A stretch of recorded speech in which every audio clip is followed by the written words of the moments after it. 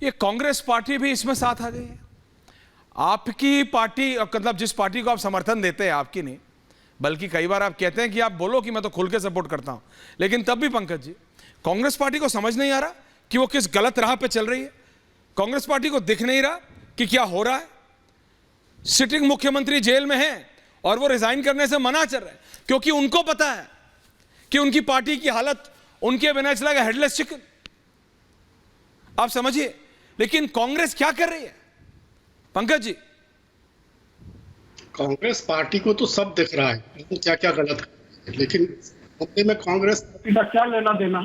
अब अरविंद केजरीवाल जी जेल में है, ईडी ने उनको हिरासत में रखा है। ये एक मसला है, पूरी जांच हो, अगर वो दोषी पाए जाते हैं तो उनके खिलाफ जो कार्रवाई होनी हो। अरे नरेंद्र भाई मोदी को कोई रोक सकता है क्या? जो ठीक समझते हैं करें, करते क्यों नहीं है? नरेंद्र भाई तो एक फोन कर देते हैं तो पुतिन खम्मा घड़ी हुकुम खम्मा घड़ी की मुद्रा में आ जाते हैं। तो और यूक्रेन से जो युद्ध पूरी दुनिया के कहने पे उन्होंने नहीं रोका, नाटो के कहने पे नहीं रोका, वो नरेंद्र भाई के कहने पे कुछ घंटों के लिए रोक देते हैं। तो जो अमेरिका के राष्ट्रपति बाइडन है वो हमारे नरेंद्र भाई को बहुत बताते हैं। बराक ओबामा से नरेंद्र भाई कहते थे अरे यार तू ऐसा क्यों कर रहा है, और ट्रंप के लिए तो चुनाव में नारे लगाने भी गए थे कि अब की बार सरकार तो पूरे चलता है चुनाव में क्या दिक्कत है। संसद गुप्ता भी जुड़ रहा है। पंकज जी मैं एक बार जरा राजेश गुप्ता जी का ऑडियो चेक कर रहा हूं। राजेश जी आवाज आ रही है आपको? राजेश जी आवाज आ रही है? तो जरा बताने का कष्ट करेंगे। सुधांशु जी ने तो टेक्निकली भी पूछा, हमारे कैमरे की दिक्कत है, पहुंचा नहीं आप तक, लाइव व्यू में दिक्कत हो रही है। भाई टेक्निकली भी कोई कागज जेल के अंदर जेल के बाहर ईडी ऑफिस से जाएगा तो नोट होगा, वहां कोई नोटिंग है नहीं। आपके नेता लोग like a rabbit from a hat रोज मतलब गिली गिली छू करते हैं और एक ऑर्डर का कागज निकाल देते हैं कि आज अरविंद जी ने फिर एक ऑर्डर निकाला है, आज अरविंद जी ने फिर एक ऑर्डर निकाला है। ये कहां से आ रहे हैं ऑर्डर?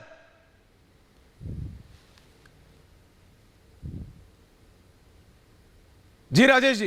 एक्चुअली मेरे को अभी तक एक बात समझ में नहीं आई। मेरे को एक बात अभी तक समझ नहीं आई। लगातार पिछले 3-4 दिन से पूरा इंडिया गठबंधन, आम आदमी पार्टी का एक एक कार्यकर्ता और गली में बैठा हुआ एक एक बच्चा, एक एक बुजुर्ग एक बात पूछ रहा है कि जिस आदमी को सरकारी गवाह बनाया उससे 5 करोड़ रुपए इन्होंने चंदा कैसे लिया, पहले ही उसकी जमानत से पहले, और जब उसकी जमानत हो गई तो 55 करोड़ रुपए और चंदे में कैसे ले लिए? उसी को सरकारी गवाह बनाया है ना। तो जिस अरविंद केजरीवाल जी का चार्जशीट में नाम नहीं, लेना नहीं देना नहीं, उसको उसकी गवाही के हिसाब से इन्होंने गिरफ्तार कर लिया।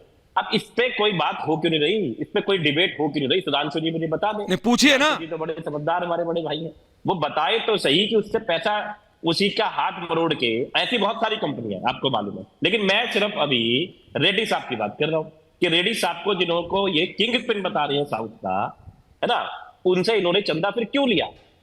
ये ऐसे लोगों के साथ में ही क्यों खड़े होते हैं? जितने भी लोगों के इसमें नाम है वो उसमें से बड़े बड़े 5-6 नाम वही है, इन्होंने छापे मारे, इन्होंने बेईमान बताया फिर मान ली, है ना। सवाल इस बात का, उसके ऊपर कोई डिबेट क्यों नहीं हो रही? भाई इनसे पूछा जाए, ये बात का जवाब दे। भाई सुप्रीम कोर्ट ही थोड़ी हर बात के लिए इनको लताड़ेगा कि बताओ भाई इलेक्शन ये पैसा कहां से आया। एफबीआई को बार बार कहेगा, एफबीआई ने कितने दिन मांगे थे? एक बटन दबाना था, फिर भी एफबीआई ने कहा नहीं भी चुनाव के बाद ही दे पाएंगे।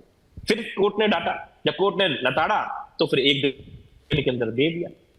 तो सुधांशु जी इस बात का जवाब दें कि जिसको आप स्विस बैंक से पैसा लाने की बात करते थे, आपने एसबीआई को भी स्विस बैंक ऑफ इंडिया बना दिया।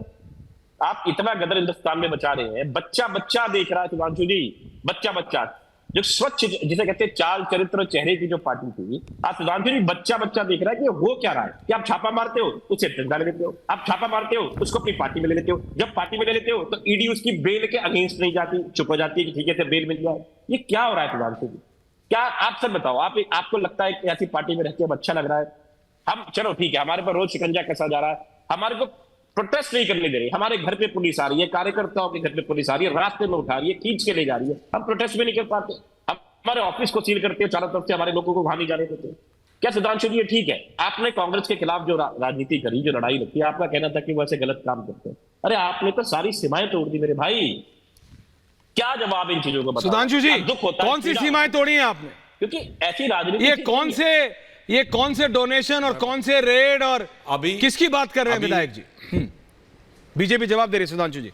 सांसद महोदय। अभी बताता हूं। पहली बात, ये जो भी इलेक्टोरल बॉन्ड्स में आया है वो कंपनियों के नाम आए, कोई व्यक्ति का नाम नहीं है। ये व्यक्ति का नाम कोट कर रहे हैं।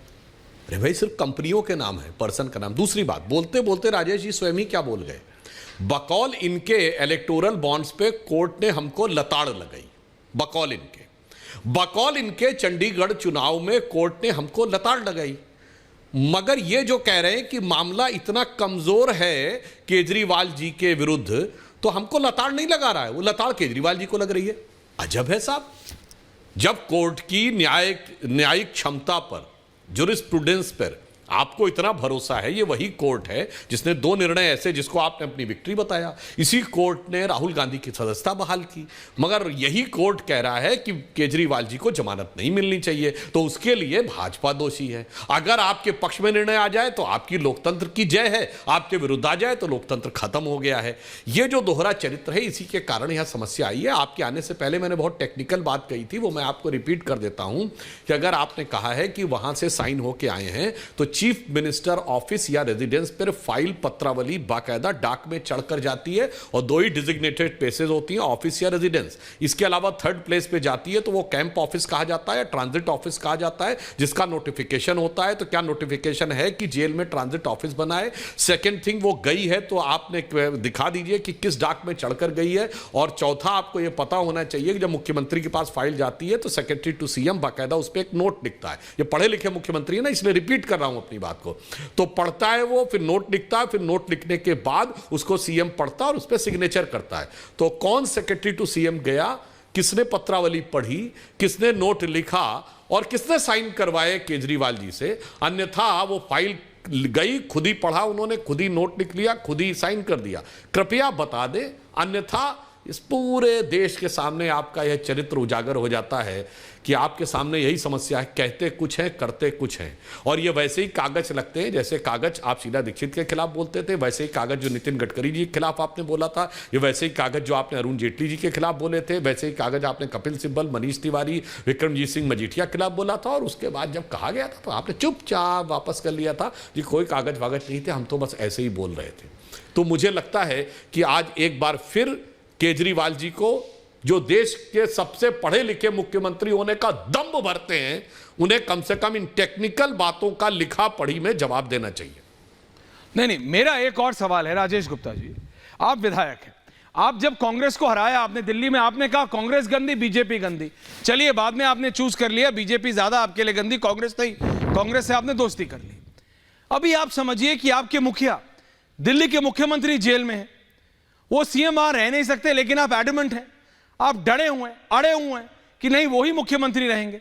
आप मुझे बताइए, विधायक आप भी हैं, आप 4 दिन के लिए इनएक्सेसिबल हो जाए, आपकी विधानसभा की क्या हालत होगी? 4 दिन के लिए आप इनएक्सेसिबल हो जाइए, ना आप किसी से मिल पाइए, ना आप किसी को अपने घर बुला पाइए, ना आप किसी के घर जा पाए, क्या हालत होगी? है ना? दिल्ली का मुख्यमंत्री ना किसी अफसर से मिल सकता है, ना किसी अफसर को अपने पास मिलने बुला सकता है, सुनिए मेरी बात, ना कोई कागज साइन कर सकता है। ईडी ने कहा हमने कोई परमिशन ही नहीं दी है, ना कोई ब्रीफिंग हो सकती है, ना कोई डी ब्रीफिंग हो सकती है, ना चीफ सेक्रेटरी आ सकता है, ना चीफ सेक्रेटरी जा सकता है, ना कोई मंत्री आ सकता है। ये 2 मंत्री, आपके दोस्त, आपके साथी विधायक आतिशी जी और सौरभ भारद्वाज, जो कागज लहरा रहे हैं, वो मिल नहीं सकते हैं। वो कागज कहां से वर्चुअली उनके पास आ जा रहा है अचानक जादू से, झूमंतर करके, मुझे समझ नहीं आ रहा। आप समझिए, अगर इसकी इन्वेस्टिगेशन हो गई कि ये कागज असली भी है कि नहीं, तो एक और पेचीदा केस में आप लोग फंस जाएंगे। मुझे समझ नहीं आ रहा आप लोग कर क्या रहे। आप समझ रहे हैं इसकी जेन्युइनिटी पे सवाल है। ईडी कह रही है we have not allowed, Rajesh ji, और ईडी आपके ही शब्द कह रहा हूं राजेश जी, आप ही के शब्द सुनिएगा। ईडी तो आपकी प्रिय मित्र है आजकल, BFF, best friend for ever. आपके तो कंधे से हाथ ही नहीं उठा रही है ईडी आजकल, तो कहां आप एक और पंगा लेने में घूम रहे हैं भाई साहब? ऐश्वर्या जी देखो, ईडी, मैं बार बार कहता हूं कि जो 39 पार्टियों का गठबंधन भाजपा का था, उसके अलावा जो 4 पार्टियां उनमें से एक ईडी है। नहीं, जवाब दो ना, कागज कहां से आ रहे हैं राजेश जी? क्लियर सवाल, क्लियर जवाब। सुधांशु से भी मैंने क्लियरली पूछा कि सांसद जी आपने कहा कि किसको पैसे दिए, किस पे रेड मारा, आपसे भी क्लियरली पूछ रहा हूं। आपने कहा कागज कहां से आ रहे हैं जी? वो ये नहीं बताएंगे, वो सुधांशु जी वो सुधांशु जी बता नहीं पाएंगे, वो एक अच्छे आदमी है, उनके उनके सीने में बहुत तकलीफ है, बहुत अच्छा। दर्द है। वो समझ पा रहे हैं कि ये वाली भाजपा नहीं है जिस भाजपा के लिए उन्होंने जिंदगी में ओहो। कभी झंडे उठाए होंगे, तो बड़ी तकलीफ होती है, मैं समझ अच्छा। सकता हूँ। तो कोई बात नहीं, अब लेकिन क्या कर सकते हैं, अभी मजबूरी है, टीवी के सामने पार्टी, बहुत सारी मजबूरियां होती है। मैं सिर्फ इतना कहना चाहता हूँ, आपने कहा कि और केस हो जाएंगे, अरे भाई इतने सारे और कर लो, अब आप नहीं, कागज कहां से आ रहे हैं? विधायकों के घर पे आके गलत काम करेंगे तो केस होगा ना। सुनो, अगर लिकर पॉलिसी स्कैम नहीं होता तो केस नहीं होता। भाई, अभी ये कागज भाई, कहां मेरी से आ बात रहे हैं? विधायक जी, कागज असली है, कैसे? ऑर्डर असली है, हाँ या नहीं? Aishwarya ji, are the orders real? Aishwarya, no no, I am asking you Rajesh ji, Aishwarya, order असली है? सुनो ऐश्वर्या जी बताइए। तुम एक बहुत, मैं बता रहा हूँ जी बताइए। ऐश्वर्या जी, सब असली है, सुनो सब असली है। उनको अपने वकील से मिलने के लिए परमिशन मिलती है, वो अपने वकील से बात करते हैं, वो अपने जो मैसेजेस है उनको भिजवाते हैं। और मैं फिर आपसे एक बात कर रहा हूँ कि ऐसा नहीं है कि आप भी जानते हो कि झूठे सच्चे केस, आपको सब बातें पता है। छोटे से केसों के अंदर ना पुलिस उसमें भी समझा देती है कि क्रॉस FIR कर दो। ये तो बहुत बड़ी चीज है, मोदी जी को 400 पार जाने की बात करनी है। अब जब दिख रहा है कि बहुत दिक्कत आ रही है, तो फिर वो ऐसी बातें कर रही है कि हर विपक्षी को देखो क्या होगा, अच्छे देश को कहां ले जाना चाहते हैं। हर अच्छा, विपक्षी केजरीवाल को जेल में डाल के फिर बीजेपी क्या के 400 आ होगा? ऐसी जाएंगे? जीत का मजा भी नहीं आएगा।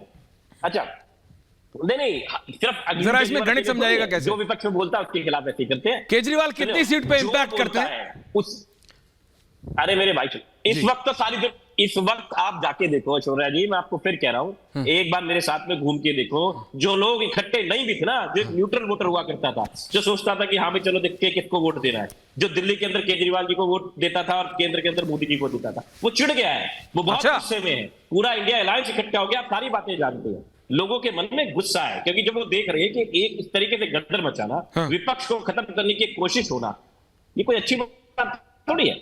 और मैं फिर कह रहा हूं, देखिए मैं इस वक्त गुस्से में भी बहुत कुछ बोल सकता हूं, लेकिन मुझे तरस आ रहा, क्योंकि जिस तरीके से जो आदमी इतना ताकतवर हो, मैं ये बस मुझे बड़ी अजीब बात समझ नहीं आ रही, इतने ताकतवर आदमी को एक सुपारी जैसी पार्टी, यही कहा था ना हमको, इतना डर कि हमारे एक विधायक के घर पहुंच, कार्यकर्ताओं के घर पे पुलिस जा रही है। आप चाहो तो ला के दिखा दूंगा मैं आपको कि कार्यकर्ताओं के घर पुलिस जाती है। आज क्यों जा रहे हो? आज प्रोटेस्ट भी क्यों जा रहे हो? प्रोटेस्ट करने का भी अधिकार छीन लोगे, इसे इमरजेंसी नहीं कहते तो क्या कहते हैं?